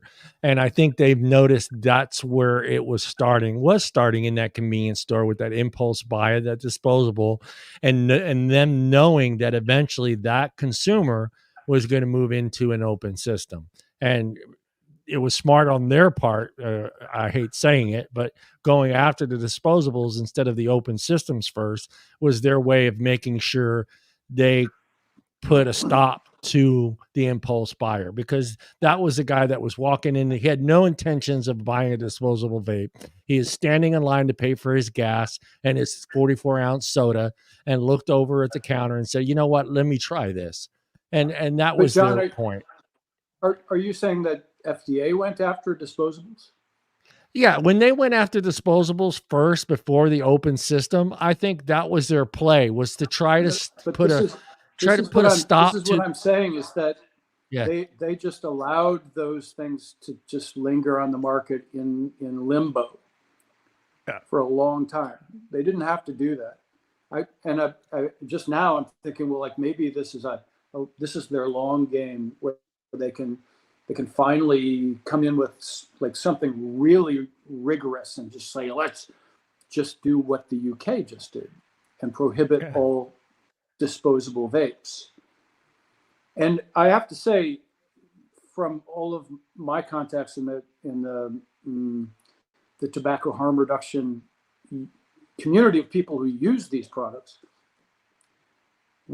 our community is very divided on these disposables. Like half of us hate them and half of us think, no, they're fine. And they help some smokers quit, and especially for older smokers or people with mental or physical problems, you know, they really help. So our own community is divided on these things, but the UK's decision to prohibit disposables is a big deal. And I can already see that other countries are looking at that. Switzerland is looking at that. I just saw today. And other countries around the world are looking at that. And so we're going to see, like dominoes, a lot more countries prohibiting disposables. And I would not be surprised if that gets proposed very soon in the United States. What do you think? Ask the question again. Sorry, I was sidetracked. What was the question? I'm sure I have an opinion. The short of it. He's dying over there. The short of it is the UK just decided to prohibit disposable vapes. Yes. Right? To avert the public health crisis of 3.7% of UK teens vaping at least once in the past week. Right. And so other countries are looking at that now. And most of the UK public thinks this is a great idea. But our own community of tobacco harm reduction advocates, people who use these things, we're very divided. Some of us love them. Some of us hate disposables because of the environmental issues. Some of them want to throw disposables to the dogs and the regulatory dogs and just let them tear those things up, and then and then maybe they won't notice the other stuff that's going on that's actually good, that's helping smokers quit, that's saving lives. And so it's a complicated issue, but other countries, including Switzerland and some others that I've started to see, are looking at what the UK did, and they're going to have a big influence, and it's going to fall like dominoes. So other countries are going to start prohibiting disposables.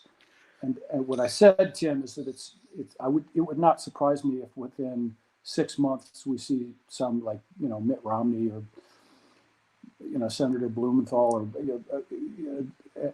any of these guys propose to prohibit disposables in the United States. Is that a good thing or is it a bad thing? Well, from my perspective, this is kind of funny in a weird way, because it sort of caters to that hypothetical question that I ask all the time. Well, we used to ask when we used to do the 10 or 12 questions on vape journeys and stuff like that. And the question, I'm sure everybody here in the chat knows, it was like, if you could take one thing away from the vaping industry in any way, shape, or form, and it meant that you could have everything else as a consequence, what would that one thing be? And and several people, a few along the way, said ban disposables, get rid of the disposables. A few others said, cap the nicotine levels and stuff like that. I mean, there's been variable answers, but from a THR perspective, this is a tough one to answer, because I think from a tobacco harm reduction perspective, I think you have to make varieties of all of these products available, because the one thing they neglect to address or recognize is that this is not a one size fits all journey. When a disposable might work for that person, it doesn't work for that person. Or somebody who wants something similar, but they want to be able to fill it with their own flavors and use a different nick level and nick strength. There's just so many variables involved with that journey that by banning them, you're going to take away a very important element to somebody succeeding and getting off of smoking. That's not to say that a person like myself, who's had a lot of experience and time with the products, that if disposables were banned tomorrow, it's not going to hurt me in any way, shape, or form personally. But that's me personally. I'm not everyone else. So I do think that this is sort of a false flag operation, again, to kind of show the people who are against it or not in favor of it or think it's harmful or dangerous that yes, this is a great thing. Get rid of the disposable. Yeah, and ironically, they're going to also falsely believe that if they get rid of it and ban it, that it's going to magically take a 3% number down to 0%. Like the kids are just going to basically be on a. Nobody in the public knows how many teens are vaping at least once or more than once in the past week. That's how the UK measures it. What they know is the numbers that the newspapers are telling them, which is a measure called tried once or twice. Yes. Well, that's just an utterly useless measure. It's as useless as lifetime ever use. I'm not even sure what the difference between the two of them is. But those are the numbers that the public is seeing. And teen vaping has tripled. Well, no, it hasn't. Teen experimentation has tripled. So what? So there's that. But I've never bought disposable because I think they're crap for the environment.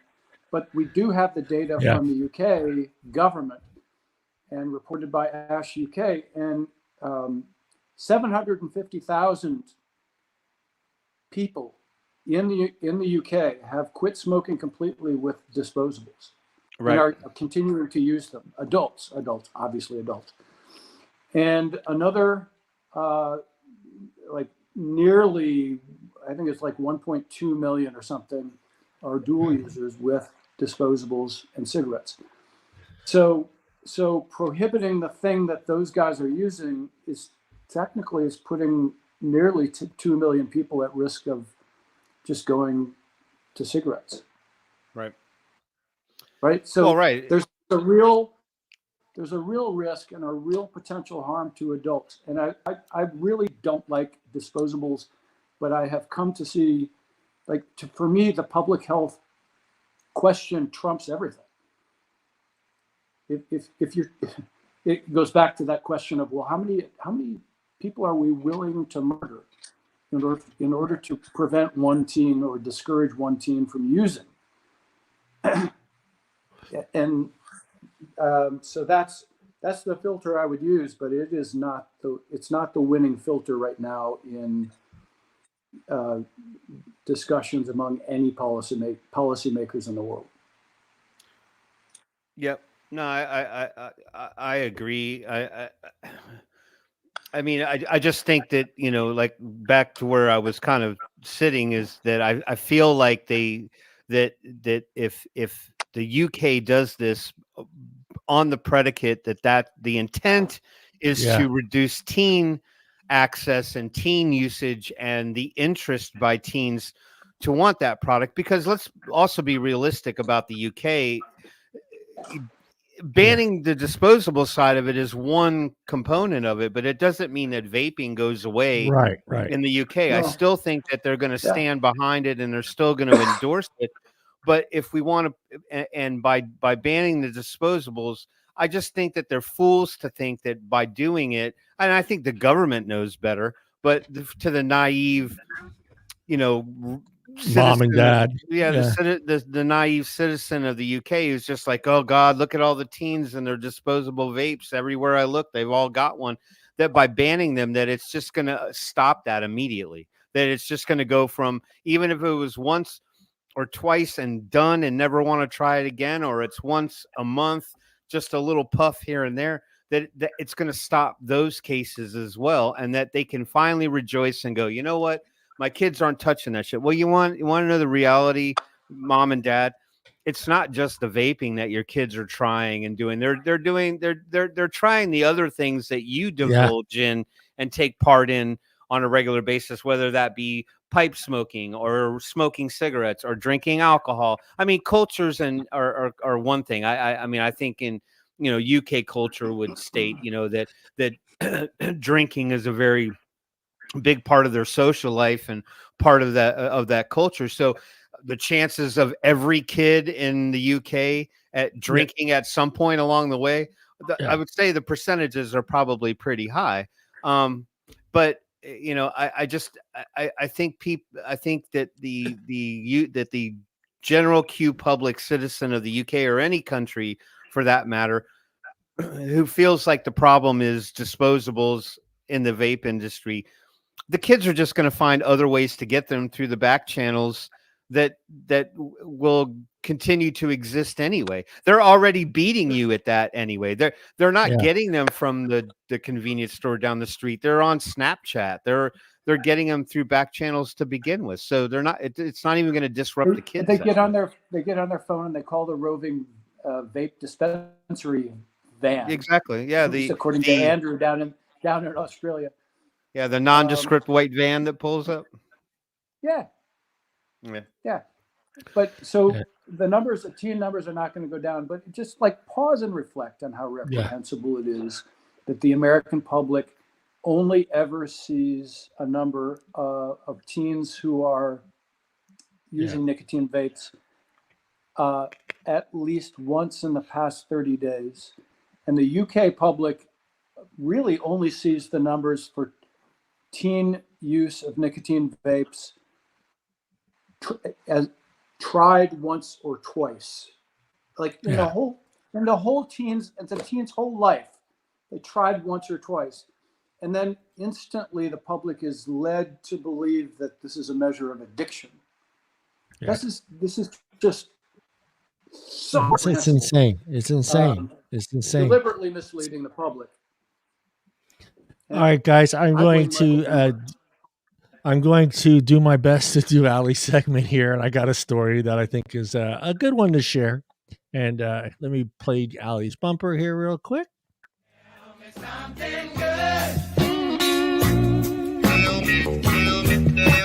Tell me that you love me, yeah.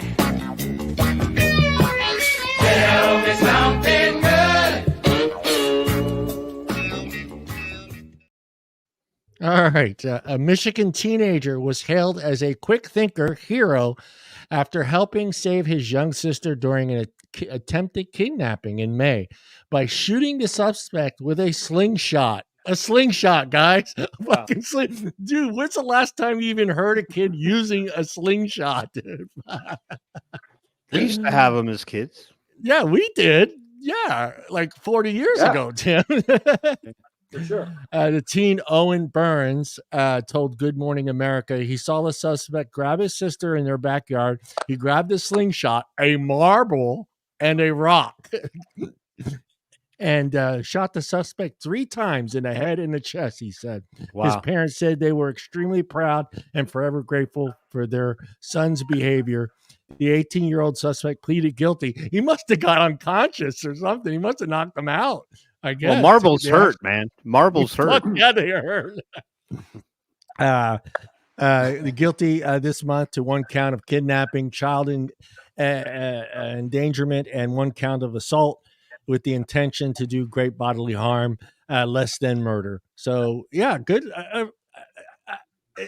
Just seeing slingshot and kid, I was like, I thought that was one of those toys that the millennial parents decided wasn't good enough for their kids to have anymore. BB guns, slingshots, and lawn darts, right there? Lawn darts. Yeah.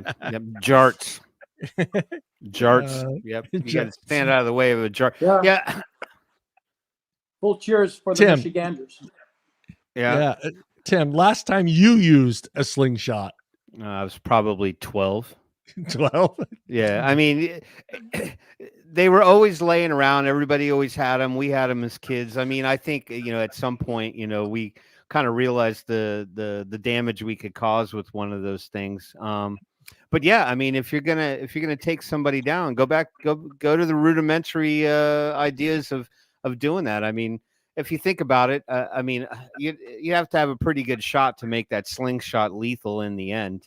But yeah, if it's a great, if it's a tool to use to stop save your sister, some seedy individual from stealing your sister. I mean, we live in a climate and a culture nowadays where I mean, it's different if it's your sister, but I mean, people are reluctant to get involved and we've even graduated to a point now where even like the criminals have almost insane civil rights abilities, like you can't have cameras on them, and stuff like that it's a violation of their civil rights. It's like they're violating me. Yeah. So why do they get in? Why do they get any get some pass? You know what I mean? I don't get it. Charles, last time you used a slingshot? I was probably 16, and 16. I had one of these. Do you guys remember these things that get the camera here? It fit on your arm. Yeah, it rested on your arm. There was a piece here, so you could really get a lot of leverage, and then you pull back on this thing.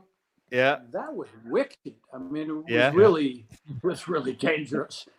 And I would go through the woods, and I was hunting animals. Hunting. And I did this actually, but I have to tell you that I mean, the first time I did it, I shot a little bird that was sitting on a branch, and I don't know how, but I hit it, and it just fluttered down, and my heart sunk. I was horrified by what had just happened. And did I do that? And I was like, oh my God, and I watched it, and it kind of like.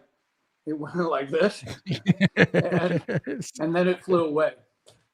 That bird said, "That motherfucker just shot me with a slingshot." They're pretty resilient, but that the was link, fun. the link to the stories in the chat, guys, if you want to read the rest of it. I just thought it was pretty neat because that's like the last thing I thought I would ever see or hear, that someone got saved by a slingshot. So pretty cool story. Pretty cool story. Quick thinking. Tim, quick thinking. I mean, for him, your first intention is to scream or go find help, but man, this fucker grabbed a slingshot and some marbles and a rock. Yeah. So does it say where he is in Michigan? No, it doesn't say. It doesn't say what part of Michigan. Doesn't give the city. Charles just wants to make sure he's not in the line of fire. That's Yeah, he doesn't want to. He doesn't want to. He doesn't want to start. But do you know how Michiganders? Do you know how Michiganders show where they live? no how. On the hand, that's right. Yeah. Yeah. On the mitt. Yeah, they're like, I'm in the thumb or I'm in the middle. Right. Yeah. Now, right here. there we go. Right now, I'm right here. And then at Thanksgiving, oh, you're right there in the southern portion. My mother, my mother lives up here. Maybe up here. Nice. And then at Thanksgiving, So true, Rifleman. California wants to ban slingshot. Yeah, it's probably true. And marbles. And marbles. This part of Michigan is called, you're going to be really surprised at this, but it's called the Thumb. Really? I would have never even clever. gone there. That was clever. I was thinking more Panhandle. Oh, Great state. Mallory says that's Wisconsin Circle. Charles. She said. Tim, do you have some news and advocacy? I got plenty of advocacy. What's what All we're right, going to talk about tonight? Let me get your bumper. Here it is. Bam.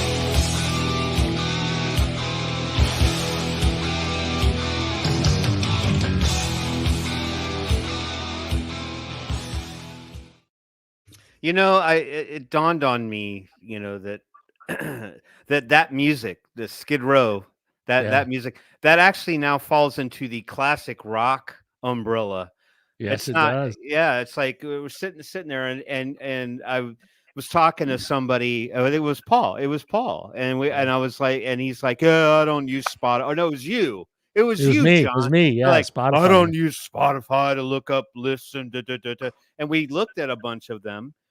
And we saw what was included in the list. It was like Skid Row and Guns N' Roses and all that stuff. I would have never imagined in my wildest dreams that music like that would actually be sort of reclassified. No longer called hair metal or hard rock. Now it's classic rock. Classic. We're getting old, Tim. We're getting old. All right. So I'm gonna tap my Best Buy receipt that I don't even know why I still have it. So I'm tapping the papers. Yeah, it seems like within the last 24 hours, I mean, and we're all kind of following Nick's story. And if everybody's who's on X, you got to see some of the taped commentary that Nick stood up and spoke to. He did get cut off. He ran out of time.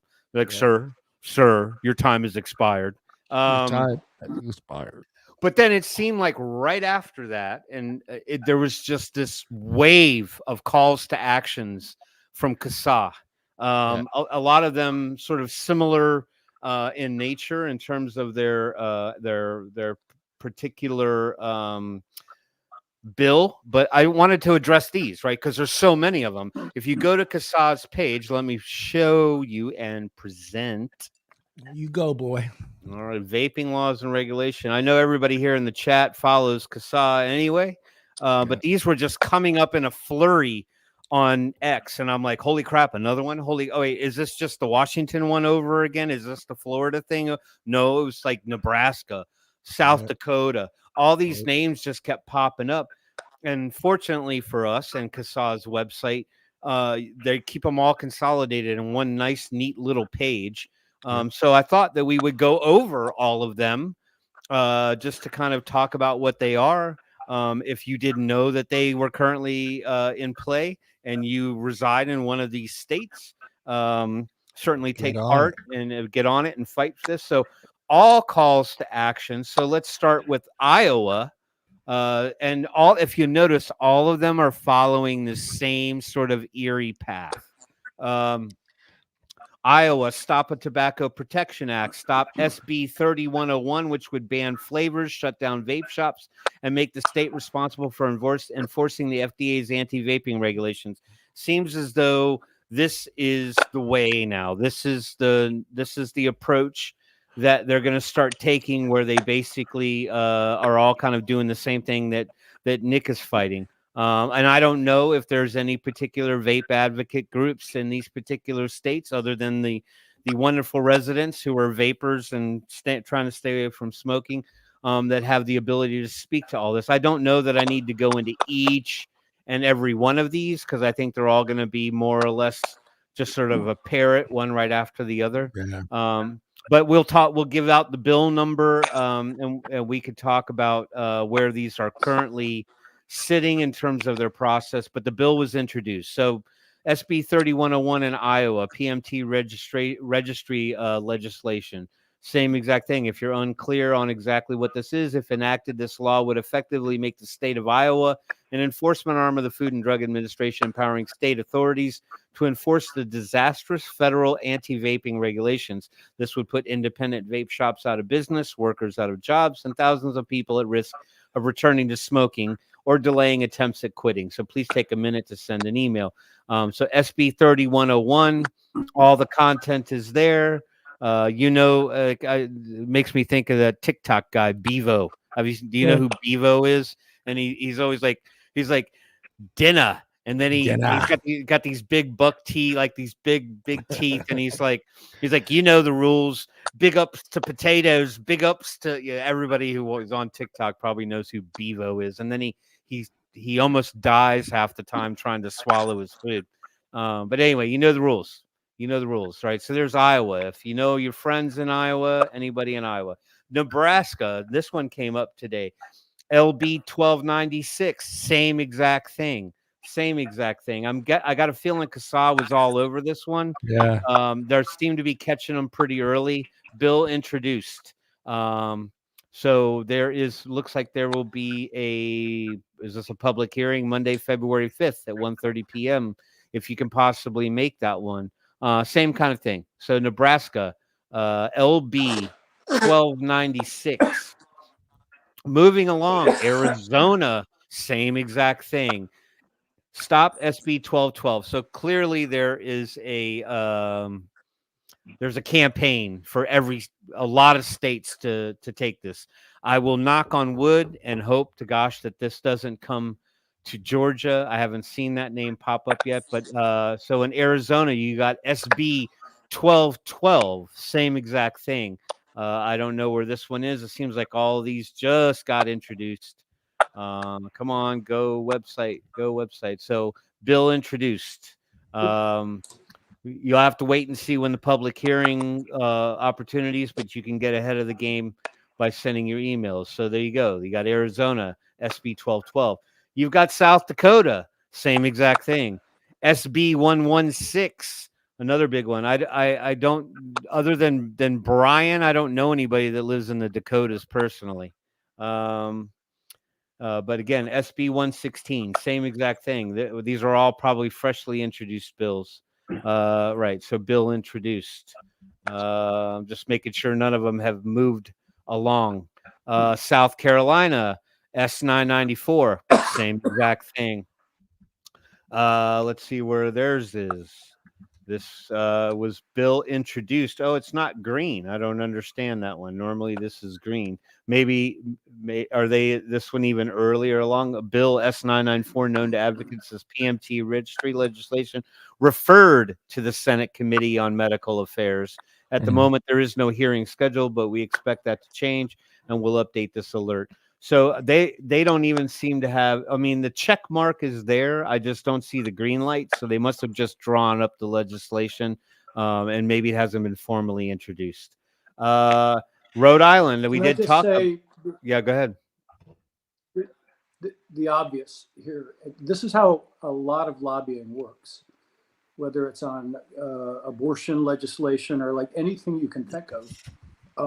Organizations will go around the country to every state, to legislators with model legislation and say, and explain to the legislators why this is going to make the world a better place.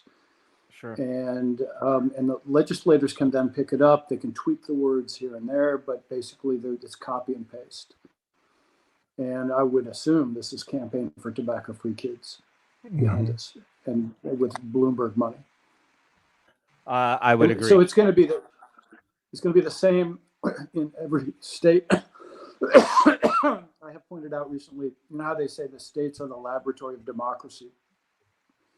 The states are also the laboratory of public health, and so you have these different massive public health experiments going on. Some states will do this, some won't, and people can be measuring the outcomes. And it is an experiment. It's interestingly an experiment with no informed consent. There can't be informed consent when we know that most of the public is misinformed. Sure. Yeah. So this is reprehensible. Hopefully they all die. Never make it out of committee. Yep. Yeah. Well, that's the hope. Hopefully there's somebody with a little bit more of a wiser brain. All we can do is hope. And then Rhode Island is different. That's a vape tax, but that's Bill H7225. There you go, right there. It says it in short. In Rhode Island, the tax of vapor products would be an outrageous 80% of the wholesale price. So, we've seen these things happen before where they try to basically overtax the harm reduction method and make it less appealing than buying a pack of smokes, because cigarettes in general will probably stay cheaper than that. So it says, while increasing taxes on cigarettes are shown to have an effect on people quitting smoking, raising taxes on safer products like vaping are known to discourage people. Right, because they're going to look at the two things on the shelf and they go, well, that pack of smokes is cheaper. Guess I'm going to go ahead and we already live in a climate now where everyone is basically frustrated with the level of inflation and the increase in the cost of products that we buy to begin with. So people are trying to cut corners and save money where they can. And I'm sure when it comes to bad habits like that, if that's cheaper, then I'm sure a lot of people will probably take that route. So bill introduced H7225. Yeah, don't get taxed to hell in Rhode Island. All right, hold on, let's keep going. We're not done yet. Wait, don't go to the top of the page. All right, because this is a long. Yes, sir. So we also have Indiana. I think we did address this one before. This is the same thing again. This is SB 227. Same yarn. This one is also bill introduced. One right after the other. This one actually does have a public hearing, which already happened, January 23rd at 9 a.m. But we're still sitting at yes. Yes, Can sir. I just rudely interrupt again? You may. To me, Yep. This is like an act of desperation. They are desperately trying to get these bills passed before the public and the state legislators realize that U.S. teen nicotine vaping has plummeted 61% over the past 4 years. Sure. They're deliberately using numbers from 2019 to try to convince lawmakers that this is still epidemic and a crisis, blah, blah, blah. And, I'm always a glass is half full. This is like a last gasp of desperation to me. But it's clearly very well coordinated and very well funded. Absolutely, and to that point, I also think that this is a way where if these do get passed, then they're going to take the victory lap afterwards when they report the actual number. Oh, look at because of what we did. Right. Yeah, we have drastically driven the teen usage down to a minuscule percentage, and this must just be rollover from what's still out there, that was languishing in the private homes after the market basically got locked down. But anyway, yeah, you guys are seeing a trend here for sure. And then you got Washington, same exact thing. These were earlier on in the process. This was January 16th. But let's check on that one really quickly. Come on, website. Again, bill introduced. They already had their public hearing. I'm sure a lot of people didn't even know when that was, unless you were following CASA. So again, Washington. So loud voices. Oh, look, and we talked about Virginia as well. Yeah. The Joe Camel Protection Act. But they another Who names these things, man? right, but again, same wording, same angle, same direction, same kind of thing. So Virginia, I'm not really exactly sure where that one's at, but that one is just again sitting at bill introduced, so it's going through its regimen. But you still have a chance to speak up and speak to your representatives. But hold on, we're not done. But wait, there's more. Let's go to page 2. I don't think I've ever seen this get to a page 2. You also have Fresno stop vaping prohibition. Did you know about this one, John? Fresno. No, I didn't know about. Do you give a damn about Fresno at all? Oh, of course, yeah. Bulldogs, Fresno Bulldogs, man. All right. So the city of Fresno is moving forward with a resolution that includes a ban on the sale of e-cigarettes. While the language of the proposal appears to allow for all other forms of nicotine and tobacco to be sold, the less harmful option, vaping, is being banned. Of course. The full council is scheduled to meet on January 11th and January 18th, but no agendas are available. This resolution has been under consideration for a couple years now, and we expect the amendment to come up for debate and a vote soon.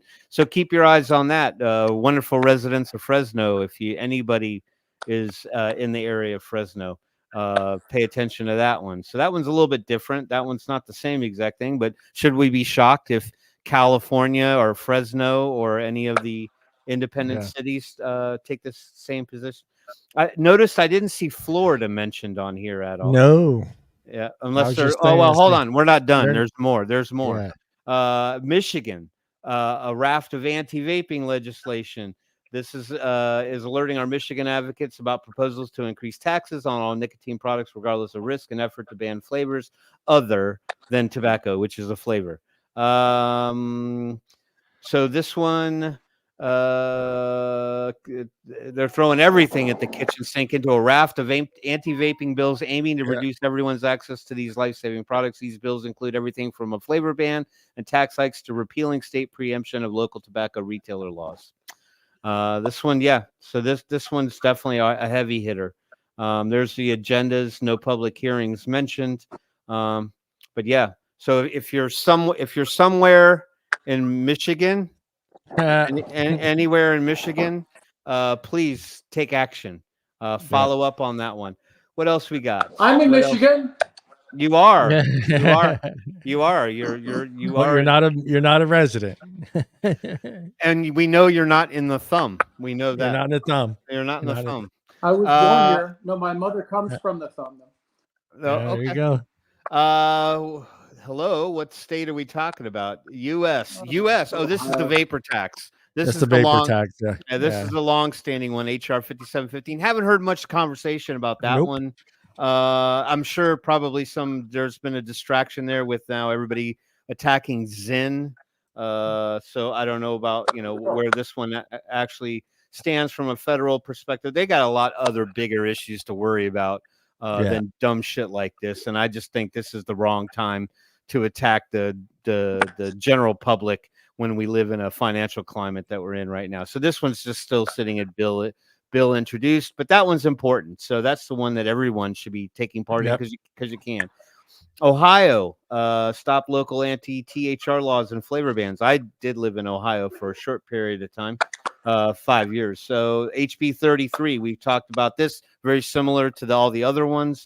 The Joe Camel Protection Act, same thing, but they are actually at Senate veto override passed, House veto override passed, and it was signed by the governor with line item veto. Wait, isn't this the one that preempted the counties being able to set legislation greater than the state? Yeah. Am I wrong? Tim. Am I wrong on that one? No, you are correct, sir. All right, so that call to action is done. I still have not seen Florida, Vermont flavor ban. That one's kind of old, but Florida was not mentioned. I'm surprised there isn't one alive for that. So anyway, we're a little bit over right now, but yeah, I just wanted everyone to be aware. There's a lot going on, Yeah. So spread the word, get it out to your friends. If you know anybody that lives in those demographical areas, pass this information on and get them to speak up. Yep. But Yep. there you have it. There you have Have it. them head And over to everybody Kassan and should check. know. Everybody should know that it really does matter when you reach to your representative or your state senator or whatever. It really does matter that you communicate with them, and that you have a whole variety of ways to do that, right? You can just write a physical letter, send an email.